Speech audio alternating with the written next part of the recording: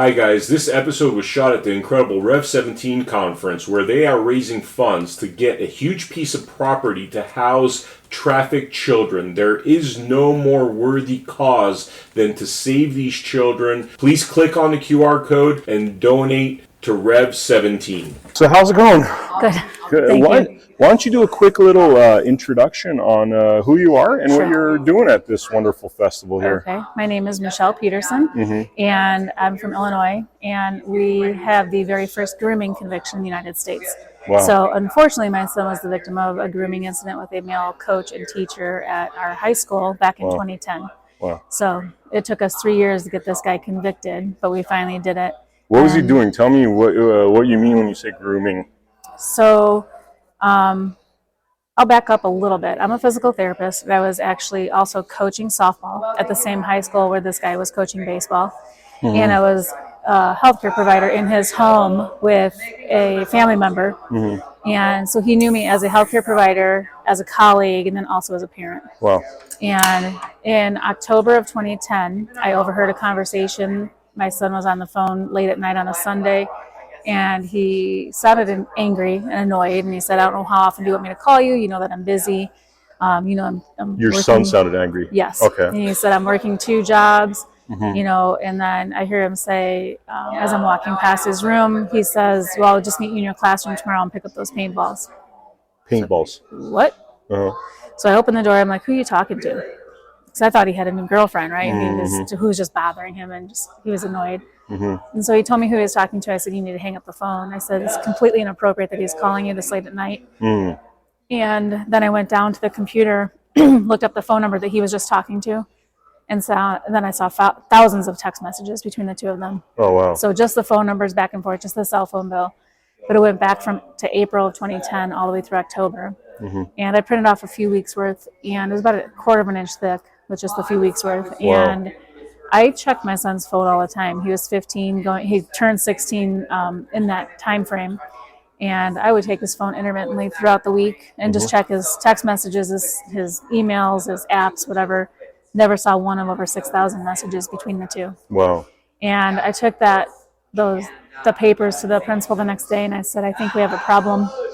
And the principal sat back in his chair, completely exasperated, and he said, "I just gave him a teacher's award 2 weeks ago." So he had a feeling and could tell that there was probably something wrong. Met with the 2 of them that day. They both denied any wrongdoing. My son, again at 16, just wanted this to stop. The teacher was 34. And so I think my son thought, now that I knew, it would just stop and could just go away. And I came home and I said, he wouldn't tell me. He just said there was nothing wrong. But I said, "I'm going to find somebody who can get these messages off this phone." So I started researching who can pull deleted messages off the phone, found a detective in Joliet, Illinois. And I told my son, this was weeks later, and I told my son after the weekend, I said, "I need your phone. I found somebody who can get those messages off the phone." And his face just went green. And I said, "Is there something you need to tell me?" He's like, "I can't tell you." He couldn't even look at me. And he's like, "I'll talk to the detective tomorrow and to the principal." And I had already opened up a DCFS investigation and also filed a police report, preliminary, because I just knew that something was not right. And so that night, though, I kept vigil over his room because I was concerned. We had to talk to about suicide, that this is not an option. And but just I wanted to make sure he was okay. And so we go the next day. He talks to the principal and to the detective and tells them that he wanted to make a sex video with him, offered him up to $500, then $1,000, then $1,500, and wanted to. And the money was actually for oral sex, and then also make a sex video with him, and then would refer to his body part as my little guy. Am I ever going to get to see the little guy? And my son kept telling him no, kept telling him to leave him alone. There'd be 10, 15, 20 messages coming in. My son wouldn't respond back. And then he felt like he needed to respond because this is somebody in a position of authority, and grooming, just so people know, like you have normal grooming where you groom someone to be a CEO of a company, or you groom your kids to be good moral character, right? This is unlawful grooming, whereby somebody tries to gain the trust of somebody in a more like a lesser position, right? So somebody who's younger, and usually when it's in this type of a capacity, that person wants to have sex with that child. So they take the phone, and this detective had the phone for about 3 months, and Apple had just done an upgrade, so they couldn't get the messages off the phone. They were having a hard time. And Apple and all these other carriers, and they do not have to help them get these messages off the phone.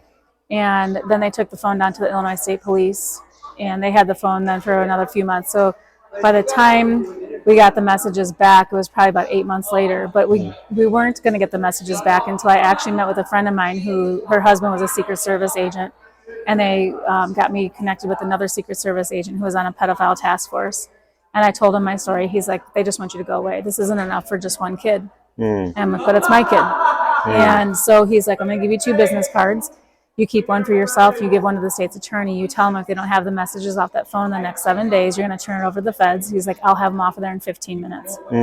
So I did that. The next day, 3 days later, we had the messages. And I met with the 2 assistant state's attorneys at the courthouse, my husband and I. My husband is my son's stepfather. And there was a stack of papers in front of them. And they said they didn't think they had enough to go on, that there were too many gaps in the transcripts because they couldn't pull all the messages. So on the phone, like when new messages come in, some others get kicked out. So there's only so much capacity in there. But the messages are still in the phone. And I said, well, are those the messages? Can I see them? And they both looked at each other like they weren't expecting that. And I said, well, here's the deal. I said, that's my property, and so is the phone. So if you're doing nothing with them, I'm leaving here today with both things. So they let me read the messages, and everything I told you was in there, where he offered them money for oral sex, wanted to make a sex video, referred to his body part as my little guy, and other lewd and lascivious things were in there. And tears are just dripping from my face. And I just pushed the messages back, and I slammed my hands on the table, and I said, you've got to be kidding me. I said, you guys, the older gentleman, I said, you have grandkids that go to this school, and the younger gentleman, you have kids that will be going to this school. You're okay with this guy teaching your children? And they said, ma'am, you need to calm down, because I was really angry. And I said, I don't need to calm down. You need to do your job. You know, and up until this point, it had been pretty calm and pretty cool and collected, but we're like 10 months in already on this. And my husband's kicking me under the table. I said, you kick me one more time, I'm kicking you out that door. Like, it was an ugly scene, which is why I came up with this logo, right? Because that's what you look like when you're fighting for your children, right? So it's not that mama bear logo where they're like crawling nicely, but you become like this. So we left there. I met with the actual state's attorney the next day, and we were kind of nose to nose. And he said he wasn't familiar with what was going on in my case. I'm like, we live in the county seat, and you went to this high school. You have no idea what's going on with my case. I'm like, that's a problem. And I set down a newspaper article where he said that he came back to the county to protect children and the families of the county. I said, how about we start doing this? And so that set off our little tumultuous relationship between the 2 of us. And I left there. Nothing is really happening at this point. They put the teacher on paid administrative leave because of the contract, right? He has to actually be convicted of something before they take him off of being paid. And I get a call a few months later from the principal, and he said, I really need to talk to you. So I go down to the school, and he said, I have been telling the state's attorney to subpoena his personnel file. There are things in there that they're going to want to see, and they're not doing it. So I go back down to the state's attorney's office and ask them to subpoena the personnel file, and he said, well, what could possibly be in there that we need? I said, what skin is it off of your back? Can you just get it? So he does the subpoena. The attorneys at the school wouldn't release the personnel file until I came and signed off on it. And they use the HIPAA law because my son's a minor and his name is all over this. So I go in there, and this was a meeting that took place with the principal, the superintendent, the teacher, and the union rep. And so he asked him flat out, he had been a counselor before, I asked him flat out, did you ever offer Andrew money for sex? Did you want to make a sex video? And did you refer to his body part as my little guy? He said he put his head down, shook his head in affirmation and said yes. And he signed it. So I'm like, we got him. So I go back down to the state's attorney's office. I tell him what was in there. He said, well, why'd they let you see it? I said, because of the HIPAA law. And my son's a minor. He's like, they didn't have to do that. I said, honestly, I think they did this because they knew how much trouble I was having down here with you and that you weren't doing anything. And if they turned it over to you, I would never know what was in there. So now that I do know, if he's not arrested in the next 7 days, I'm going to have every major news station on your front lawn. So he waited the full 7 days before he indicted him. And then we went status hearing after status hearing after status hearing. Nothing is happening. And then we voted in a new state's attorney in 2012. And then January of 2013, the detective went to him and said, hey, there's this case you need to work on. It's been hanging out there for 2.5 years. So he starts looking at the case. He meets with me and my husband and my son now, who's 19, just finished his first semester in college. And he said, I think we're going to have to take a plea deal. He's like, it's just been so long. There's too many gaps in the transcripts. And they're gonna shoot holes through this whole thing, saying that you can't remember exactly what happened. I was livid. And so we go to court in August of 2013. And God's hand has been all over this from the very beginning. So we go to court, and the teacher decides he wants to take it to trial. Now, that never happens, apparently. And the judge was pissed. So he lights up him and his attorney, said, you have dragged this family through the mud for 2.5 years. This young man's been home from college for the summer. We could have gone to trial this summer. Now we got to bring him back from school in the fall because we were going to go to trial until October. And he just lights them up. And we leave there, and then I met with the state's attorney and his first assist, and he said, there's a new law that just came into play in Illinois, and it's a grooming law. Just came into play last month, so July of 2013. He said everything that's in that law is everything that happened to your son, to your family, and to this community. He's like, but there's no precedent set, so it's going to be difficult to get. I said, okay. So we go to court in October, and my son's on the stand for 4 hours. The defense puts me down as a witness to keep me out of the courtroom. And we get a conviction of solicitation of a minor and the very first unlawful grooming conviction in the United States. Wow. Yeah. How long did he do in jail for prison? So he did 30 days in jail. 30 days only. In the county jail. Okay. Not even in prison.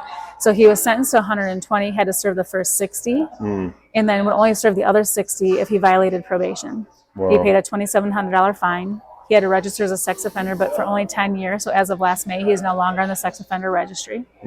But he can never teach again, which was my main goal. So fast forward now 10 years, and I go to a Reawaken event in Nashville, and I meet a trafficking investigator and paralegal, Amy Coelho, and she started telling me about a couple cases she'd been working on, and one of them was the La Luz del Mundo case out of California. It's a church cult. They're in 74 different countries. So the women in the church prepared the kids in the church for the men in the church. And it took her 10 years to get this guy busted. And they busted 23 different sex trafficking cells between Mexico and California. And then she was talking about Larry Nassar, gymnast, was one of her clients. Tells me about a couple of other cases. And so then I'm like, I'm going to tell her about my measly little case from Illinois, right? So I start to tell her my case. And she's like, hold on, are you from Illinois? And I said, yeah. She goes, when was that? I said, 2013, 2014. And she grabbed my arm, got tears in her eyes, and she said, I need to get a picture with you and send this to my team. And I'm like, what are you talking about? And she goes, we use your case for every trafficking case we bust, including the ones I just told you about, because we have to prove the grooming in order to prove the trafficking, and you have the only grooming conviction in the United States. So after 10 years, we still had the only grooming conviction. So that's a problem, right? And she said, we need to get a law put in place whereby somebody convicted of grooming or charged with grooming cannot take a plea deal. She thought that's why we had the only conviction. So she asked me if I would, write the statement for the law, and so I did.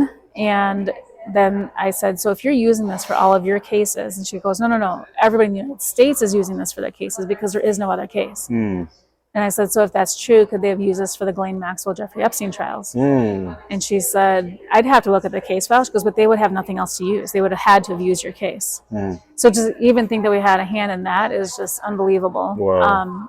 And then she said, your tenacity and your son's willingness to come forward.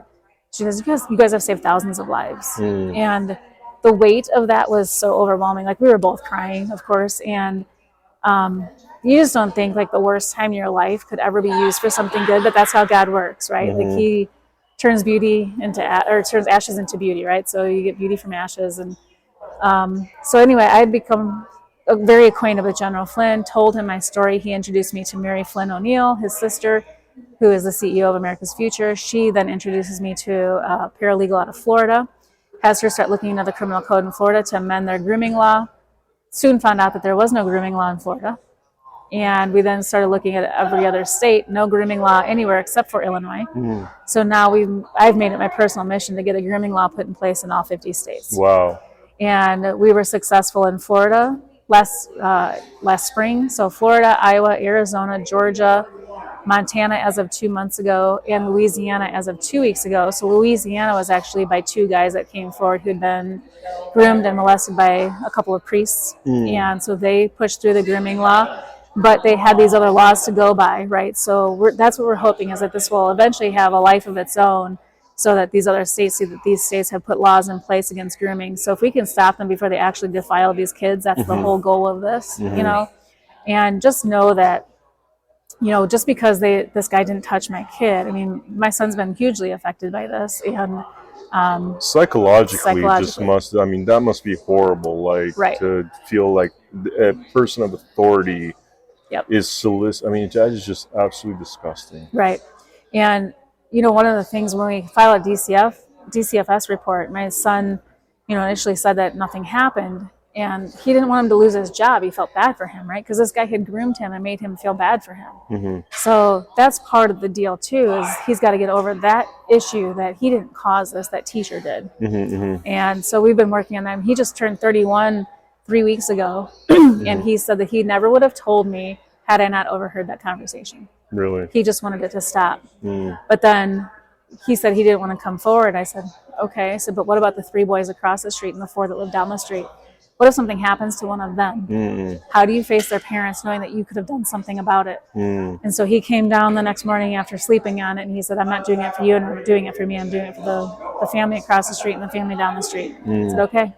So, I mean, it took a lot of convincing to get him to come forward, because it's embarrassing, especially for a boy, like, he didn't want any of that, but his friends were extremely supportive. The families were supportive.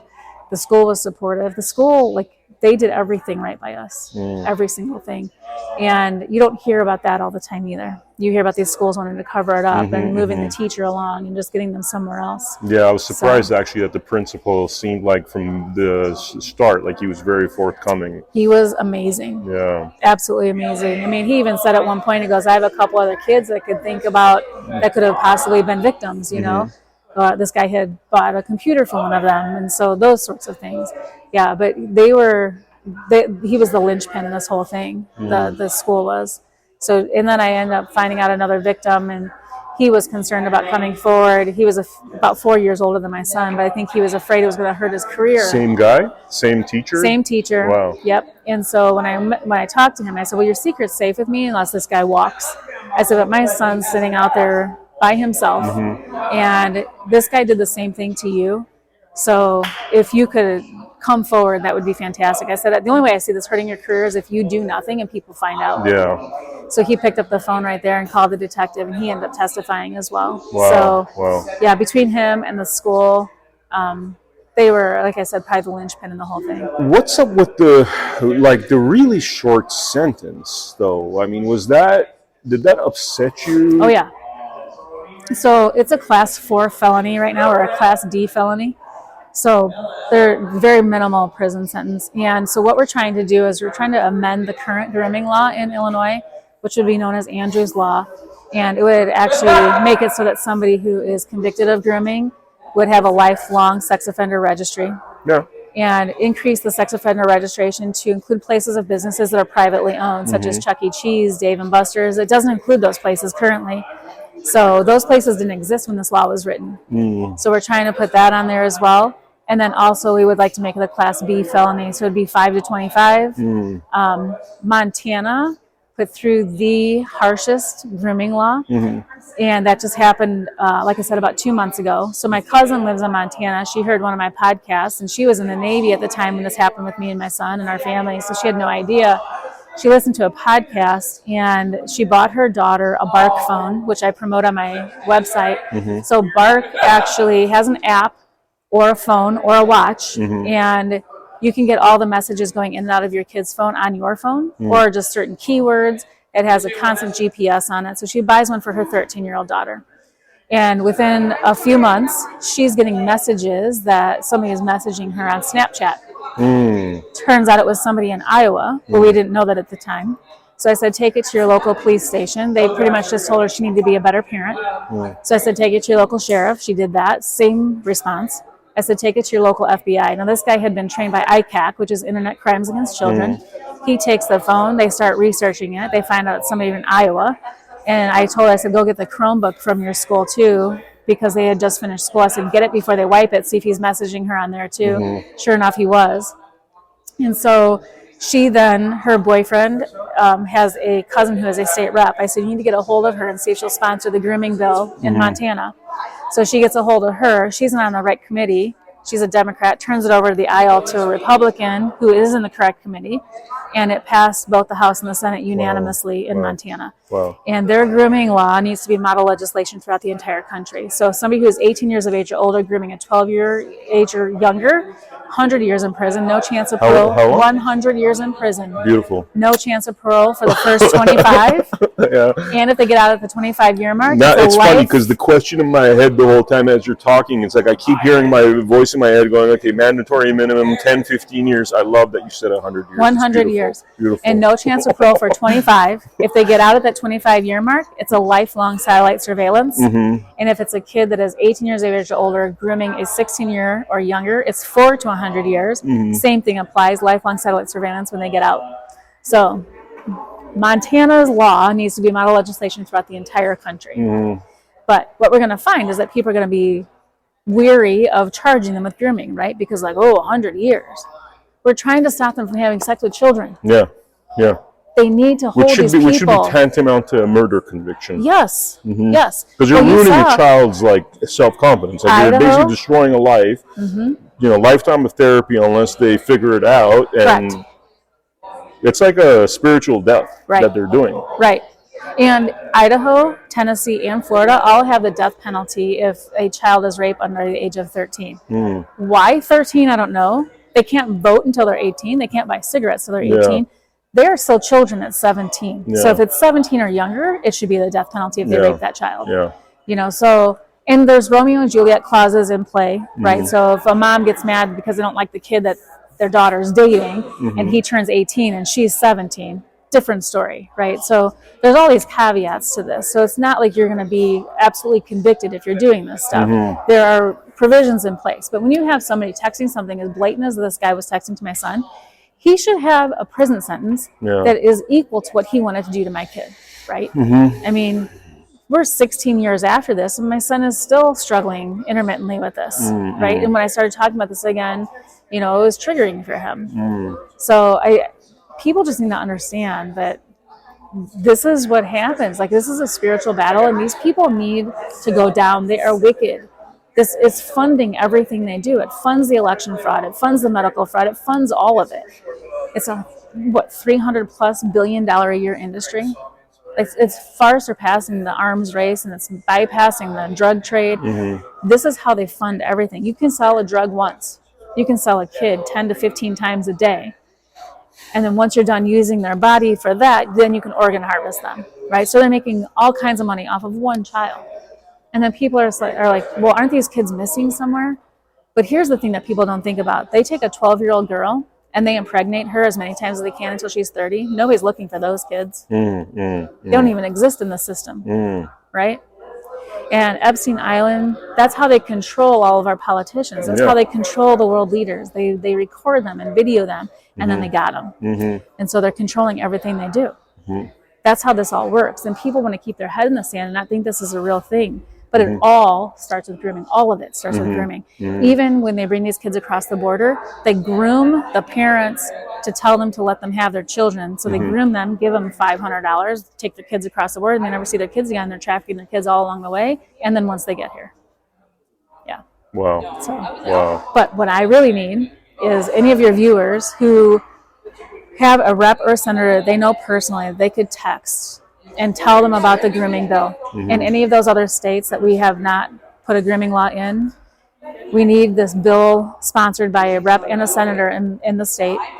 They can go on my website. It was just my name. It's michellepeterson.org. So it's Michelle with 2 L's and Peterson is O-N. michellepeterson.org. And at the top, there's a contact page.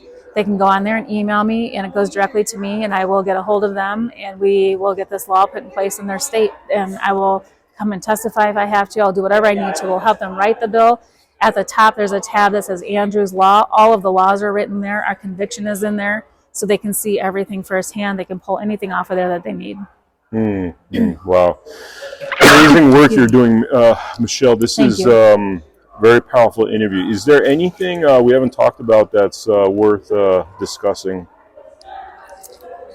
I just think that parents need to believe their kids and fight for their children to the death. The trafficking investigator, Amy Coelho, she gave me a statistic. She said 79% of the kids whose parents fight for them will become productive members of society. Wow, wow, wow. So fight for your children and believe them, and do what you need to do to protect them and the next kid. Wow, wow.